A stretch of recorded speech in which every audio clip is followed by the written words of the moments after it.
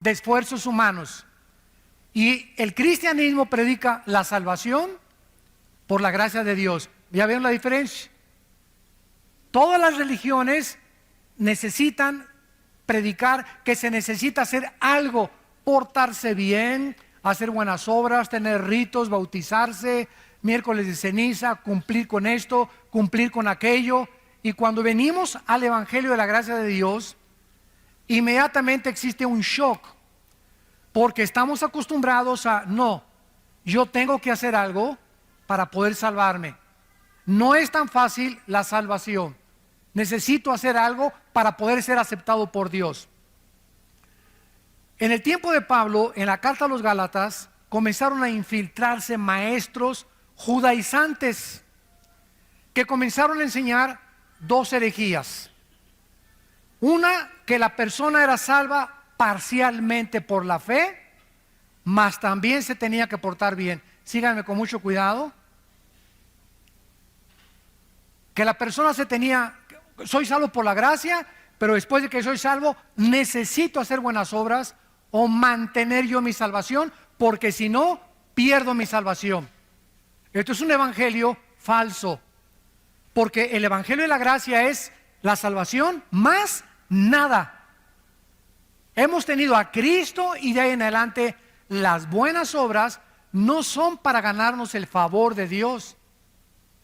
No son para poder tratar de alcanzarlas, porque ya estamos salvados, ya hemos sido aceptados por Dios. Las buenas obras son el resultado, el fruto, el producto de que verdaderamente somos salvos. Porque la fe sin obras está muerta.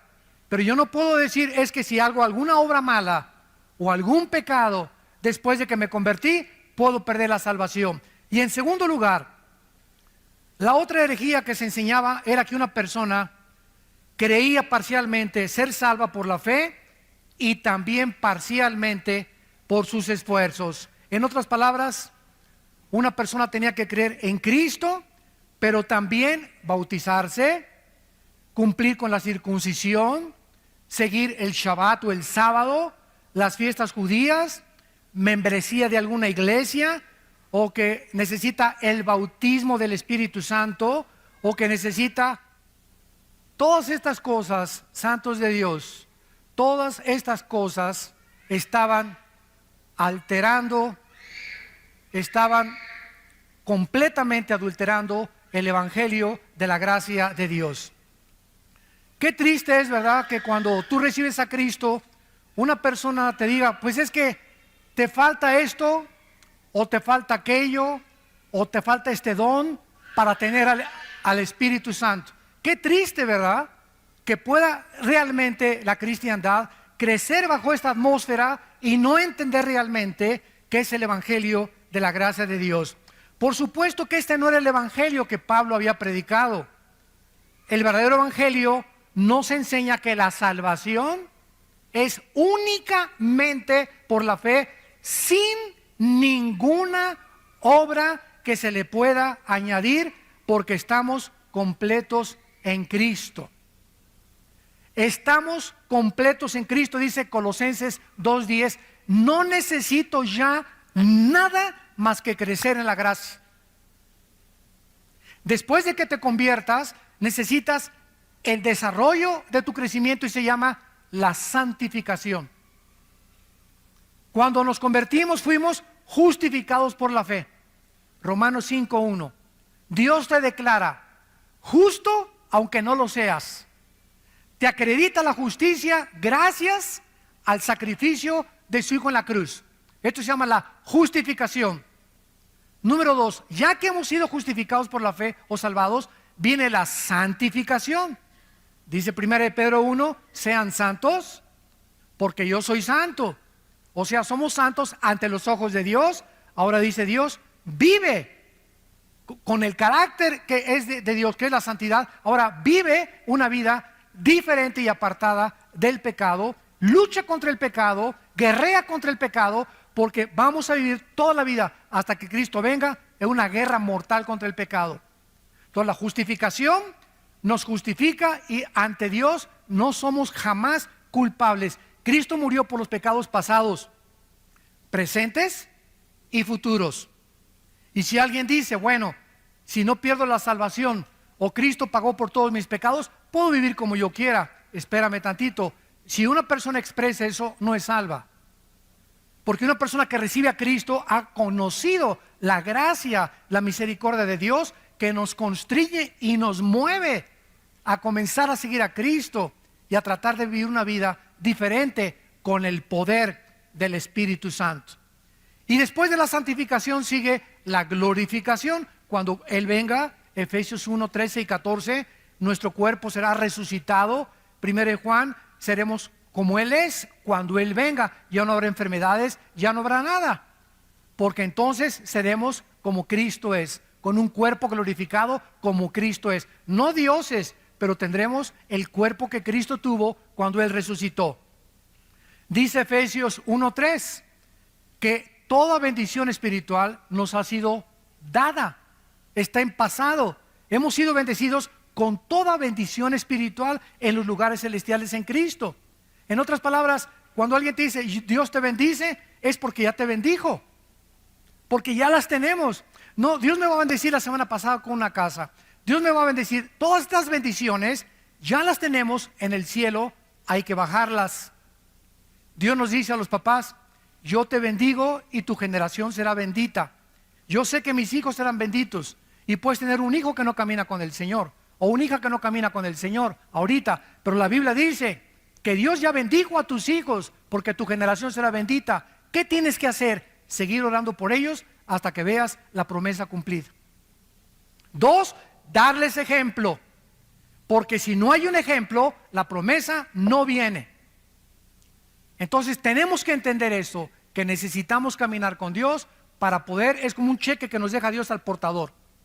Lo único que tengo que es llenarlo, ir al banco y cobrarlo. Todo el dinero de mi papá me lo dejó en el banco. Solamente tengo que ir al banco y decirle, este dinero es mío, dénmelo. Todas las bendiciones están en el cielo y a Dios nos las dejó en el banco celestial. Ahora tenemos que bajarlas, pero está estipulado en el testamento que Cristo hizo, ¿verdad?, que estas bendiciones son apropiadas por medio de la fe. No se puede merecer la salvación, no se puede ganar la salvación.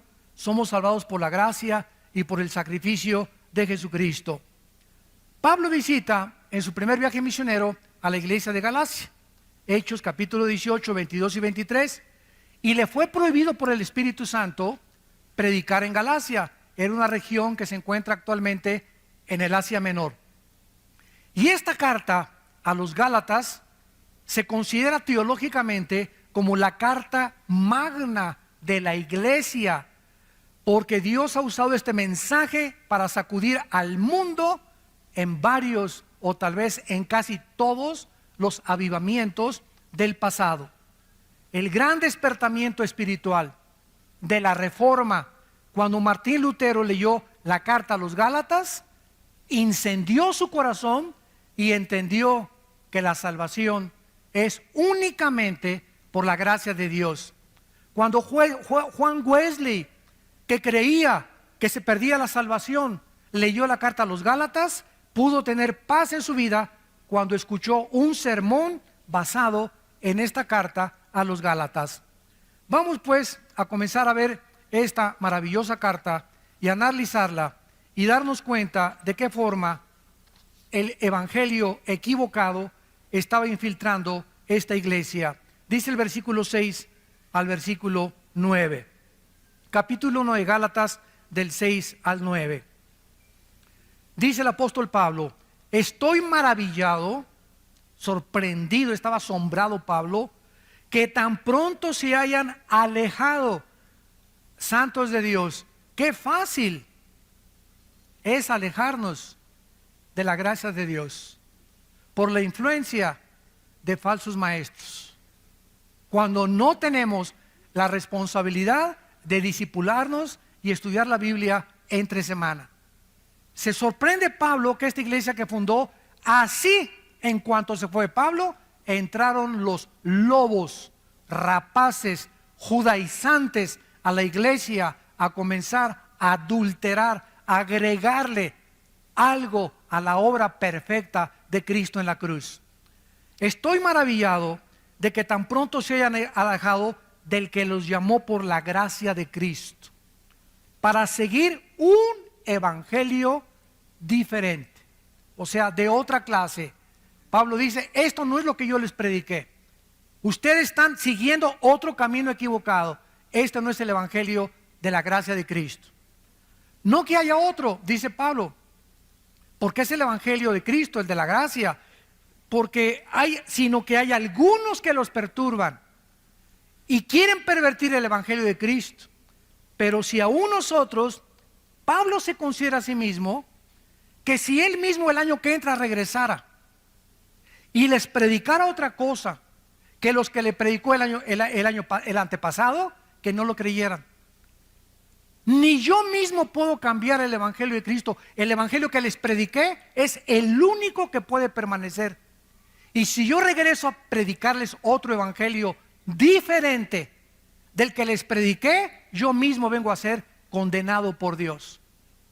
O si un ángel, dice Pablo, y llega un ángel en la noche y te sacude los pies y te dice, pues este es el evangelio, dice Dios esto y esto y el otro, y lo que te anuncia el ángel o el marciano o el extraterrestre o la aparición o el misticismo o lo que haya sido, cualquier cosa sobrenatural que contradiga el evangelio de la gracia de Cristo, es un perverso, es un falso profeta, es un falso maestro, es un falso apóstol.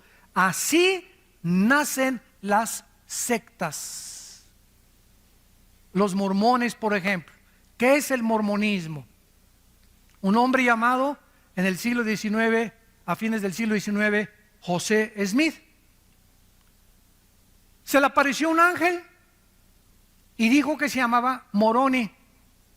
El ángel le dijo, vete a un monte y vas a encontrar unas tablas escritas en egipcio cuneiforme. Traduce esas tablas y de ahí salió el libro famoso del Mormón.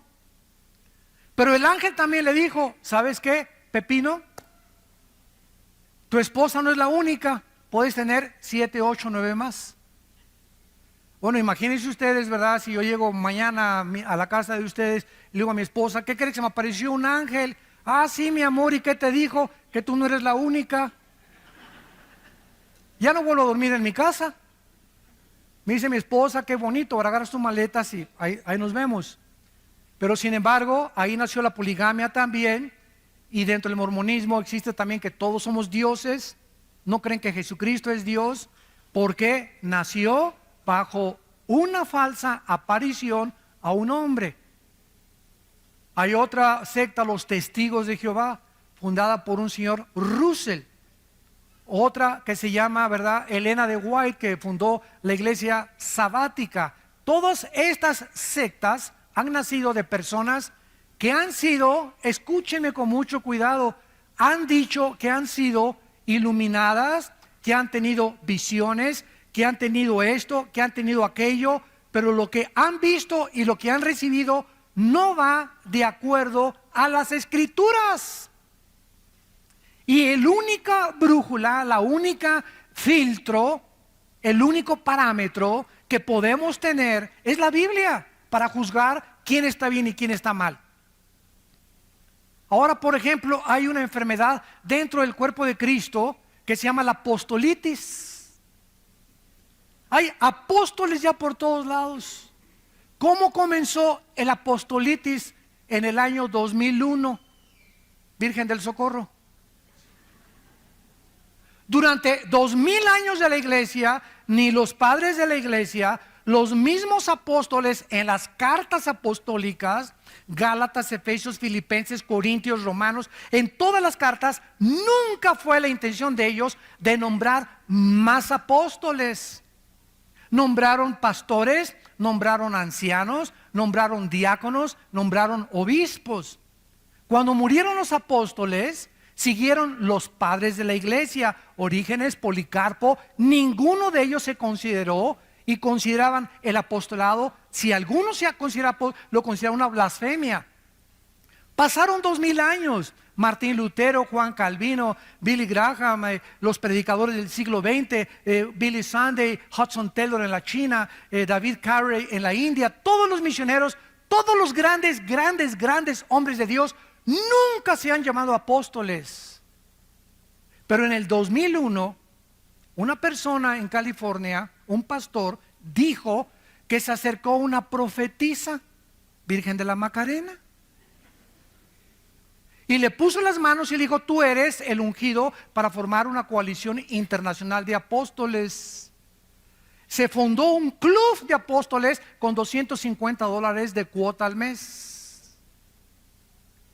Y del 2001 para acá, quién sabe, ya todos son apóstoles ahorita. Y todos son autonombrados.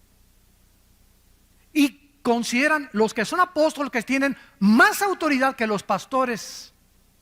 Hay iglesias donde dicen: si en esta iglesia no hay apóstol, no es una iglesia de Cristo. Ni en el libro del Mormón, por el amor, socorro, existe eso. Ni siquiera en las sectas, las únicas sectas que se han atribuido el apostolado ha sido Roma y una secta que se llama La Luz del Mundo en Guadalajara. Son los únicos que han clamado la sucesión apostólica de Pedro. En el cristianismo jamás se vio eso. Los únicos apóstoles fueron los de Jesucristo. Ahora, hay una cosa que se llama apóstol y otra cosa que se llama apostolado, que son dos palabras diferentes. Apóstol significa enviado a una comisión especial. Apostolado es alguien que lleva una comisión de parte de una iglesia, pero no el título del apóstol. Entonces, un misionero del siglo XXI que va a la India o que va a China, o que los misioneros que tenemos nosotros sosteniendo por todos lados, están llevando un apostolado, una misión, pero ellos en sí mismos no se autonombran apóstoles, porque ese título le corresponde solo a los que están en Apocalipsis del capítulo 20, 21 y 22, y les corresponde a los apóstoles de Jesucristo, y sus nombres están en la Nueva Jerusalén. El otro día me encontré un apóstol y estaba así mirándome con los brazos así, y le presento el hermano al apóstol fulano y tal, y así me veía. ¿Y usted qué es? Le dije: yo soy un pobre siervo inútil, le dije. Es lo que soy, un siervo inútil. Usted no es apóstol. No, no soy apóstol. Soy un siervo de Dios, nada más. Inútiles. Y por su gracia somos salvos. Y le dije: ¿cómo se llama usted? Y me dice: Juan Camaney. Por decir algo. Por decir algo. Y le dije: oiga, espéreme tantito. Y me fui a Apocalipsis, a la Nueva Jerusalén. Le dije: oiga, ¿no está aquí su nombre? Aquí están los nombres de los apóstoles en los cimientos de la iglesia, y aquí no está usted. Póngale también 1 Juan Camaney 2:1 a la Biblia. Pero vuelvo a repetir, ya no se distingue. Ya los cristianos aceptan todo como si fuera verdad. Y ya es algo que ya cunde como una infección por todo el cuerpo de Cristo, y nadie protesta, nadie levanta la voz, nadie dice: la Biblia dice. Ya no se citan las escrituras. Entonces se acepta como un hecho, y comienza el cuerpo de Cristo a ser infectado con títulos, y todo esto lo único que hacen es ensoberbecer a las personas. Yo he entrado a casa de muchos amigos míos del ministerio, y en su escritorio ya ponen en su escritorio: apóstol fulano de tal, y le hacen a la gente que les llame apóstoles. Bueno, vamos a ver la palabra de Dios. Cristo en Mateo capítulo 13, vamos a Mateo 13, profetizó que la iglesia de Jesucristo, a la cual pertenecemos, los que han sido nacidos de nuevo, los que han sido sellados, convertidos y bautizados con el Espíritu Santo en el momento de la conversión, por el amor de Dios. El bautismo del Espíritu Santo aparece en 1 Corintios 12, 13, en Romanos capítulo 6.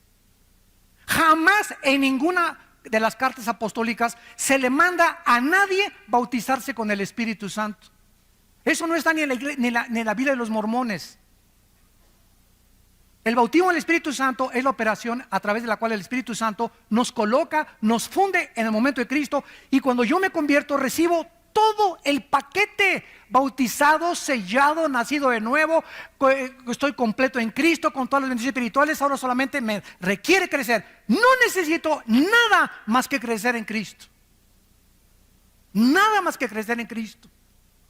Ya la iglesia está dividida: los que tienen el bautismo del Espíritu Santo, los que no lo tienen. Los que no lo tienen están a la mitad. Los que lo tienen están completos. Y como no lo tienen, y como no muchos saben, y eso, ¿qué es eso? ¿Con qué se come? Pasen aquí a recibir el bautismo del Espíritu Santo. Ahora se invita a la gente a que pasen a recibir el bautismo del Espíritu Santo. Y la gente no sabe ni lo que está haciendo, ni qué es el bautismo del Espíritu Santo. Se nos manda en Efesios ser llenos del Espíritu Santo, que es muy diferente. Pero imagínense cristianos incompletos. A ver, esta fila son los que ya nacieron de nuevo, ya fueron sellados con el Espíritu Santo, ya pertenecen al reino de Dios, pero no tienen el bautismo del Espíritu Santo. Y estos son los que tienen el Espíritu Santo porque hablan en lenguas, porque cayeron al suelo y se revolcaron como pepita en comal en el suelo cuando se cayeron. Entonces la iglesia ya está dividida: los que lo tienen, los que no lo tienen. Los que no lo tienen están incompletos, les falta algo. Espérame tantito, esto es una herejía. No nos falta nada. Estamos completos. Colosenses 2:10 en Cristo. Dice en 2 de Pedro capítulo 1: todas las cosas que pertenecen a la vida de la piedad, versículo 3 en adelante, todas las cosas que pertenecen a la vida de la piedad nos han sido dadas, pasado. O sea, todo lo que pertenece a la vida cristiana ya nos dio el paquete cuando me convertí a Cristo, como un niño cuando nace. No, le falta el oído, le falta el olfato. Mira, el niño nació completito, está entero el bebé, tiene pulmones, tiene oído, tiene ojos, pero le falta crecer, desarrollarlos, pero no le falta nada porque sería un fenómeno, sería hijo de los marcianos. Entonces cuando nacemos de nuevo, nacemos completitos, no nos falta nada. Tenemos todo lo que Dios nos ha querido dar. Los dones me los dio Dios. No llega alguien y me pone las manos y me da los dones. Ya recibí el paquete, ahora tengo que descubrir cuáles son mis dones. Hitler dijo esto: cuando una mentira se predica 100 años, se acaba aceptando como una verdad. Y se ha predicado tanto y tanto desde los 80s. Desde los 80s, esto antes de los 70s no existía. Desde los 80s comenzó a predicarse. Te falta algo, necesitas hacer esto, necesitas por aquel lado, necesitas bautizarse. Si no te has bautizado, Cristo no te acepta. Si no hablas en lenguas, no tienes al Espíritu Santo. Si no tienes el bautismo del Espíritu Santo, no puedes hablar en lenguas. Si no hablas en lenguas, no puedes tener la unción.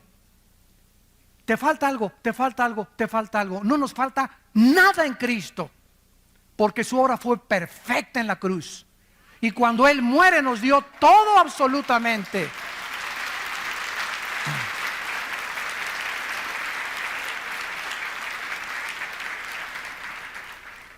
Cristo nos advierte en Mateo 13, versículo 24, le refirió otra parábola diciendo: el reino de los cielos es semejante a un hombre que salió y sembró buena semilla en su campo. Pero mientras dormían los hombres, vino su enemigo y sembró cizaña entre el trigo y se fue. Cuando salió la hierba y dio fruto, entonces apareció también la cizaña. Vinieron entonces los siervos del padre de familia y le dijeron: Señor, ¿no sembraste buena semilla en tu campo? ¿De dónde pues tienes cizaña? Él les dijo: un enemigo ha hecho esto. Escuchen, un enemigo ha hecho esto. Y los siervos le dijeron: ¿quieres pues que vayamos y la arranquemos? Él les dijo: no sea que arrancar la cizaña, arranquen también con ella el trigo. Dejen crecer juntamente lo uno y lo otro hasta cuando, hasta la siega, hasta que Él regrese. Y al tiempo de la siega, yo diré a los segadores, o sea, en este caso serán los ángeles: recojan primero la cizaña, átenla en manojos para quemarla, pero recojan el trigo en mi granero. Y en el versículo 36 del mismo capítulo dice: despedida a la gente, entró Jesús en la casa y acercándose a él sus discípulos le dijeron: explícanos la parábola de la cizaña y del campo. O sea, ¿qué nos quieres decir con que el enemigo llegó y sembró la cizaña? ¿Qué es todo esto? Respondiendo él les dijo: el que siembra la buena cizaña es el Hijo del Hombre. El campo es el mundo. La buena cizaña son los hijos del reino. La cizaña, ¿quiénes son?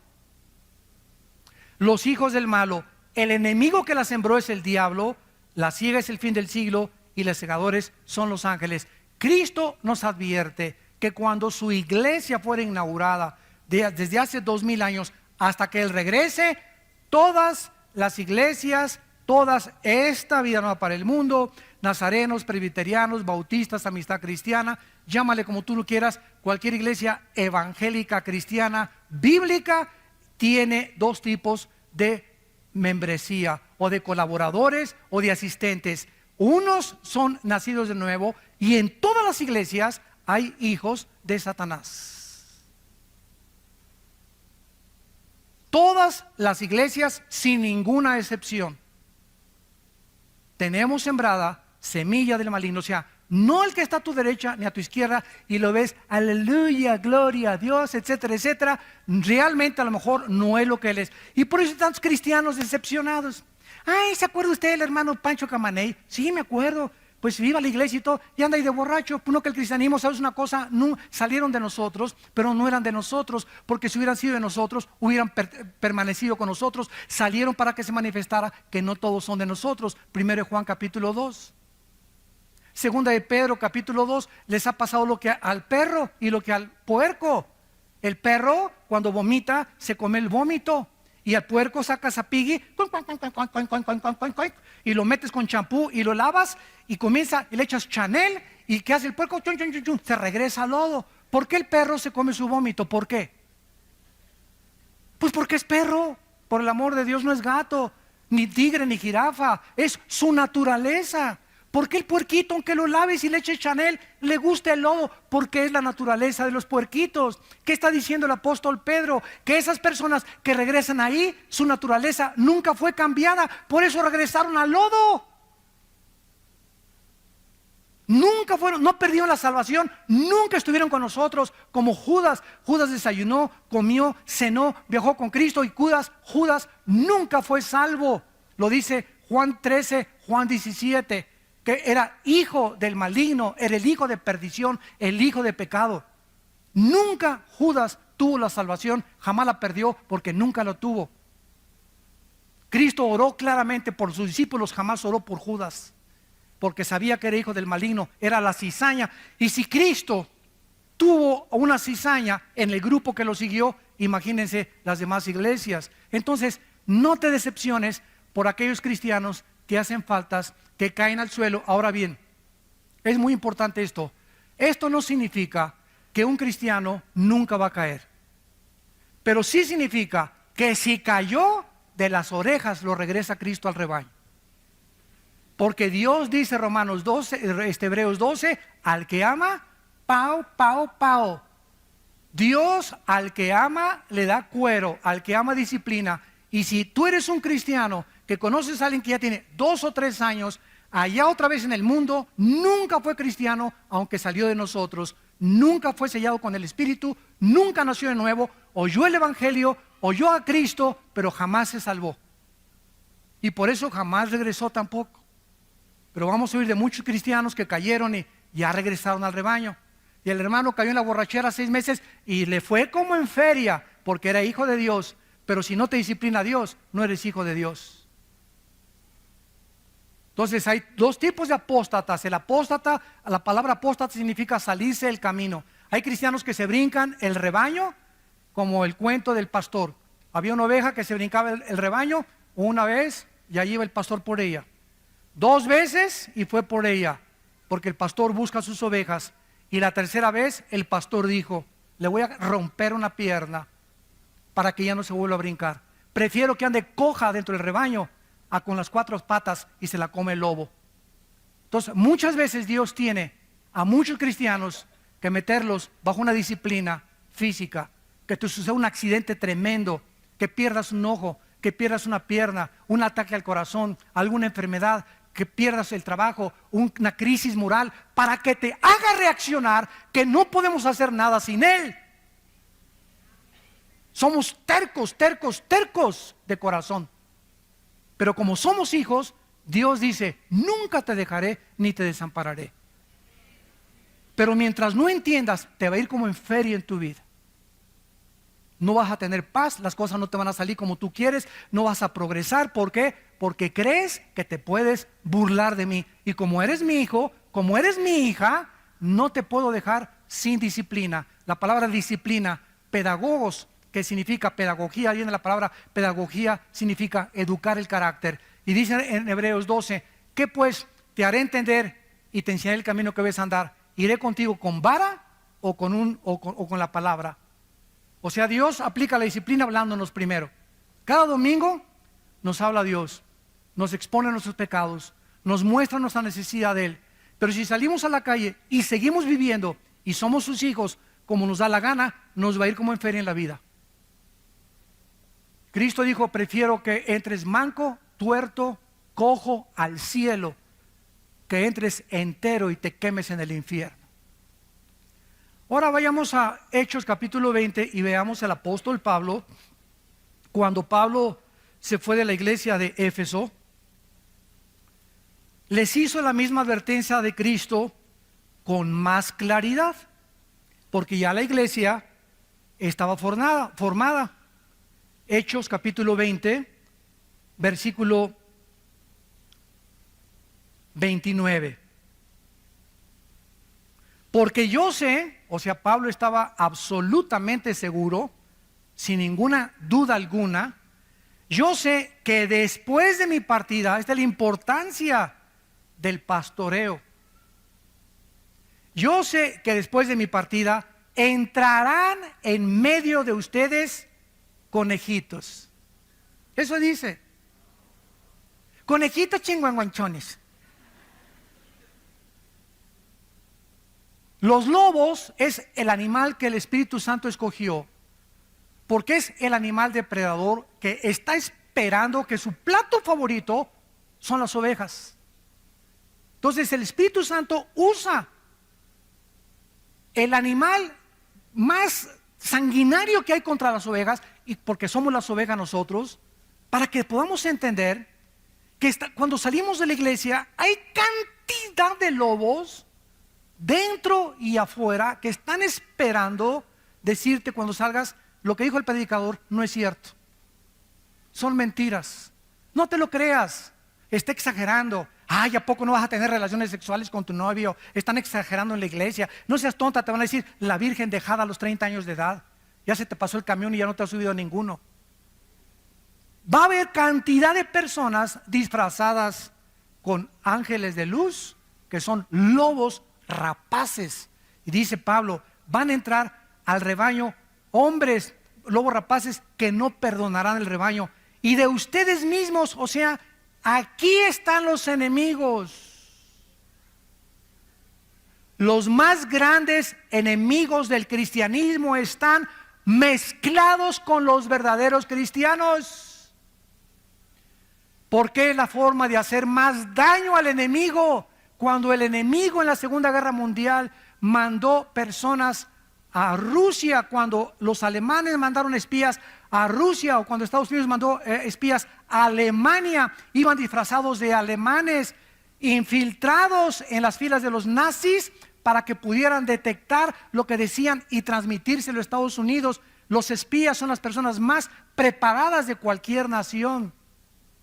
Y así es exactamente en el mundo espiritual, es exactamente lo mismo. Van a entrar hombres perversos que hablen cosas perversas para arrastrar a los discípulos fuera del rebaño. Vamos a 1 de Pedro ahora, capítulo 2.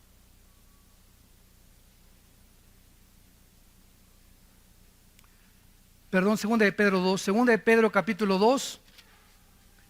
Ya vimos a Cristo, ya vimos a Pablo, todos los apóstoles haciendo la misma advertencia. Cuídense del falso evangelio. 2 de Pedro 2. Pero hubo también falsos profetas, como habrá entre ustedes falsos maestros. Se nos está advirtiendo, no se desilusionen, no se decepcionen. Ay, todos son una bola de hipócritas. Ay, este y el otro. Y no he visto un cristiano así, porque tienes tus ojos en los hombres. Los hombres te fallaron y te van a seguir fallando. No hay ningún Dios entre los hombres más que Cristo. puesto los ojos, dice Hebreos 12, en Cristo. Si los quitas de Cristo y los pones en los hombres, te vas a desilusionar y te vas a decepcionar. Y si te caes del caballo y te fuiste de la iglesia y no regresaste a la iglesia, dizque con tu front, ¿verdad? Con tu apariencia, no es que pura hipocresía, no es verdad, etcétera, etcétera, es porque nunca fuiste salvo. Ni siquiera te ha disciplinado Dios, es más, hasta te va mejor. Hay gente que se sale de la iglesia y hasta le va mejor. Y ya que quieren lo que quieren, y ya que quieren ese dinero, y ya que quieren el homosexualismo, y ya que quieren tantas mujeres, y ya que quieren el sexo, y se salen y la parranda y la borrachera y las drogas, ya que alcanzan eso, entonces Dios viene y mete el hacha a sus vidas para darte cuenta qué locura fue haber abandonado a Dios.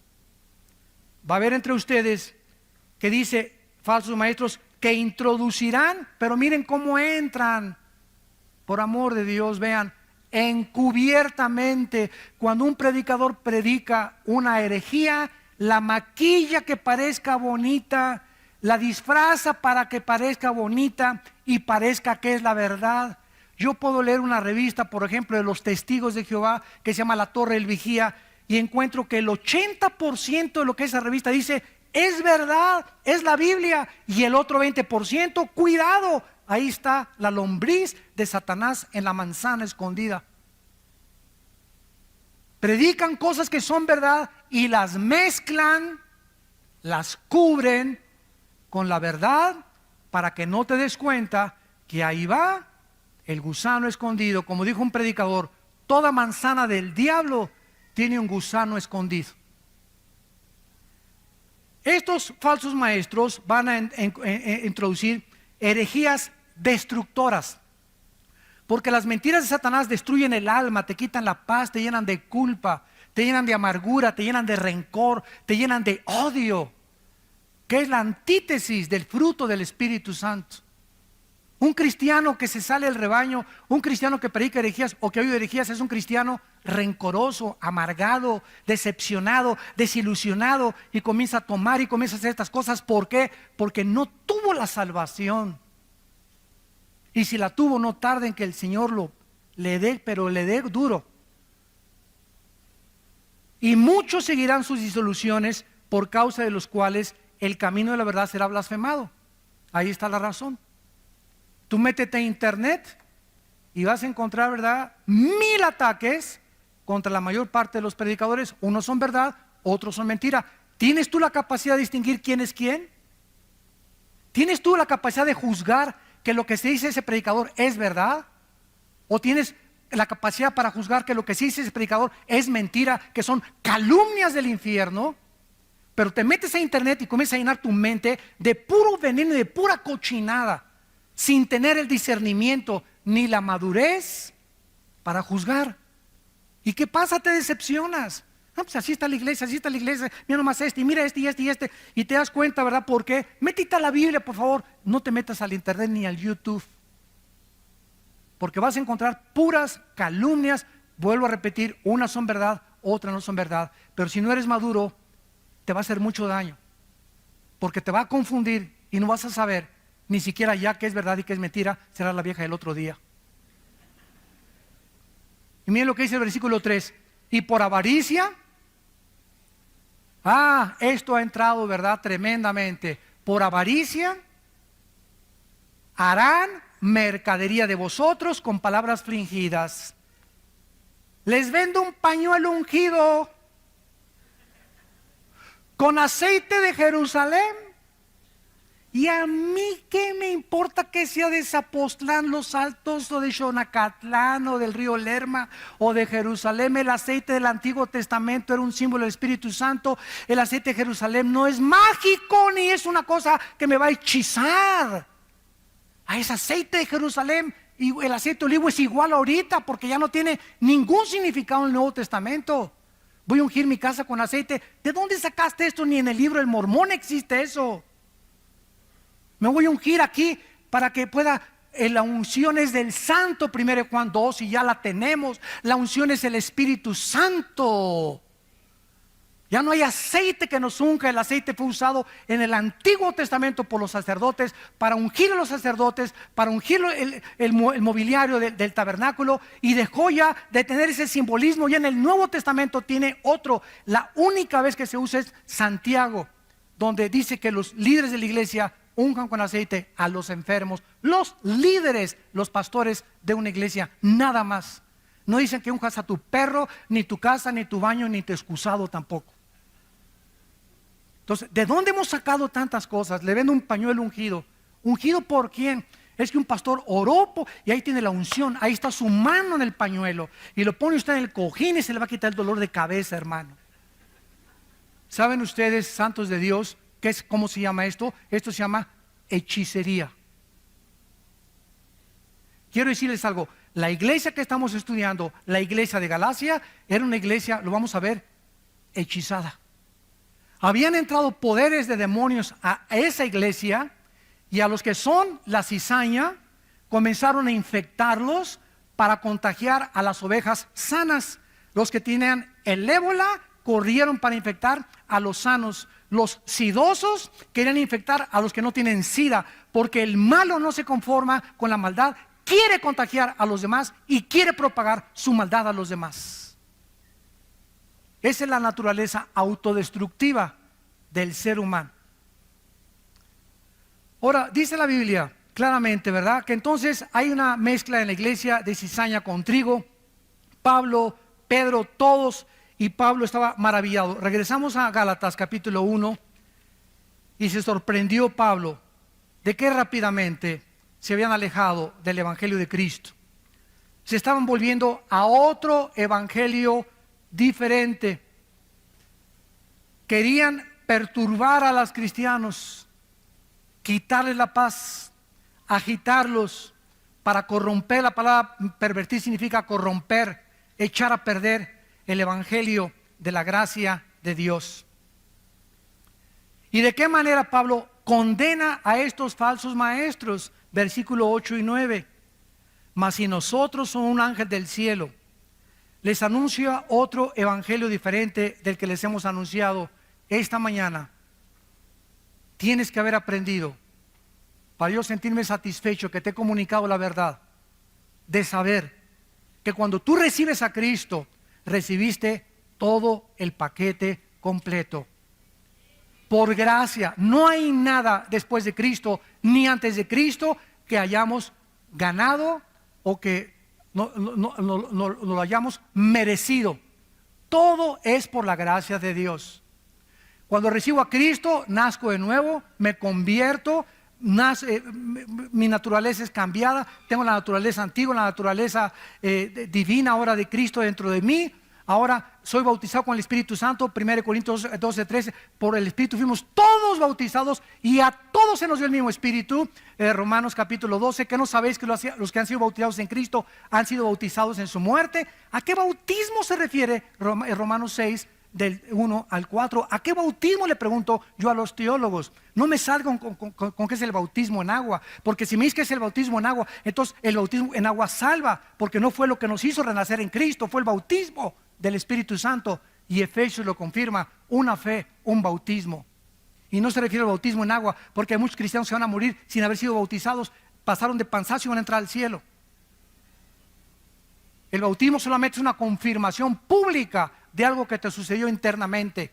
Pero la Biblia habla de una sola fe, un solo bautismo. Y ese único bautismo es el bautismo con el Espíritu. Nos colocó, nos fundió, nos amalgamó, nos hizo uno con el cuerpo de Cristo.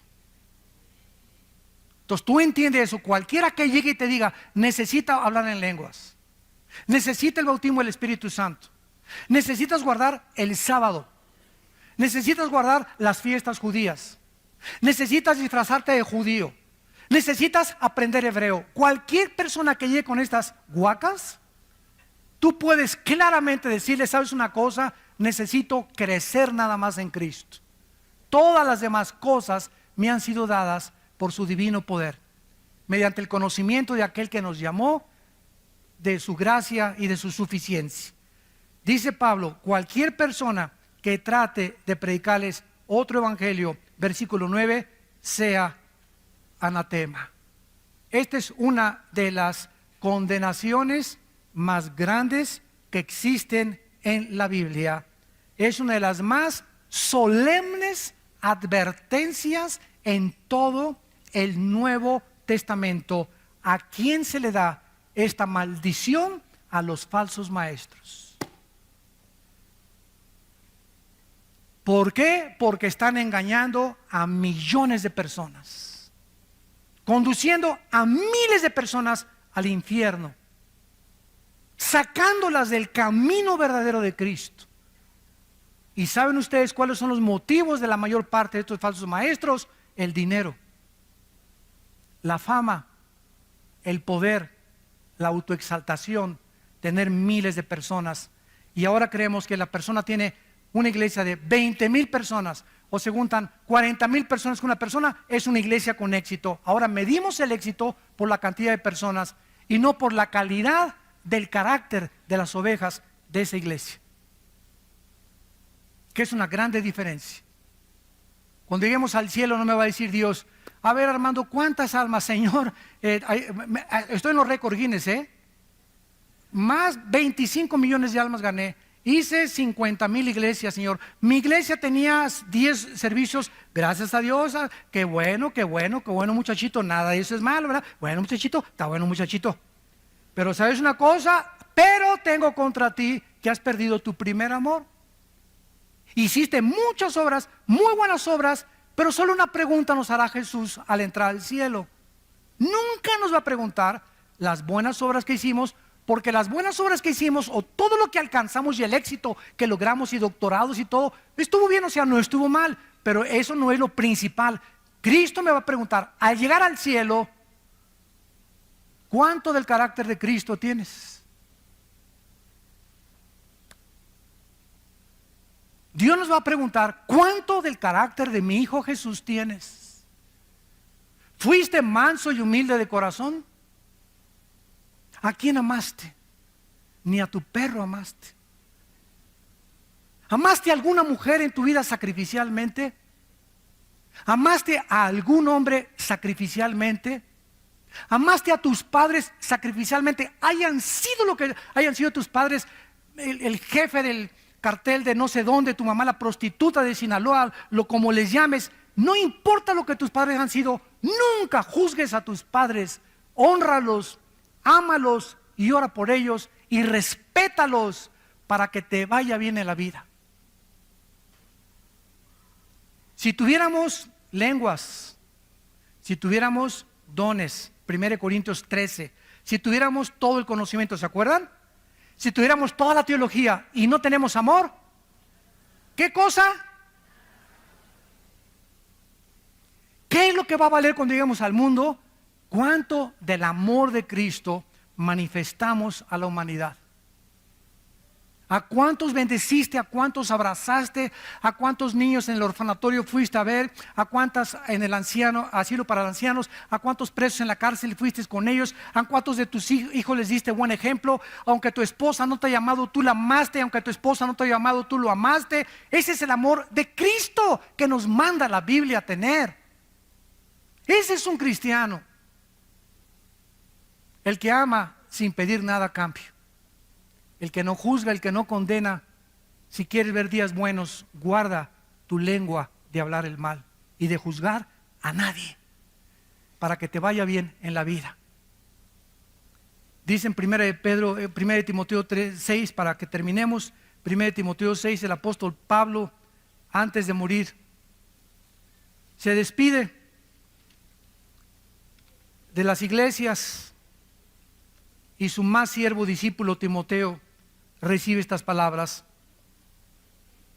1 Timoteo 6, del 3 al 5. Si alguno enseña otra cosa, vean ustedes el celo de los apóstoles por la sana doctrina. ¿Y saben lo que se predica ahora? No hablemos de doctrinas porque nos vamos a dividir, cuando es el núcleo del Nuevo Testamento. Yo así me encuentro. No hablemos de doctrinas. Es como no hablemos de religión ni de política, porque no nos vamos a poner de acuerdo. Qué triste, ¿verdad? No hablemos de doctrinas porque las doctrinas nos dicen, oye, espérame tantito. Mira, podemos ser hermanos si tú hablas en lenguas y yo no hablo en lenguas, pero no me forces que necesito hablar en lenguas para poner el motivo del Espíritu Santo. Tú puedes creer que se pierde la salvación, yo no creo que se pierda la salvación, ¿verdad? Pero tenemos el amor principalmente entre nosotros y estas pequeñas diferencias que no son esenciales para la salvación, como la salvación por la gracia, pero si tú me dices que si no hablas en lengua no tienes el Espíritu Santo, te condeno y te tacho de hereje. Porque me estás diciendo que soy un cristiano incompleto, o sea, estás adulterando, estás agregando, estás quitándole a la Biblia, porque la Biblia dice en Colosenses 2:10 que estoy completo en Cristo. No me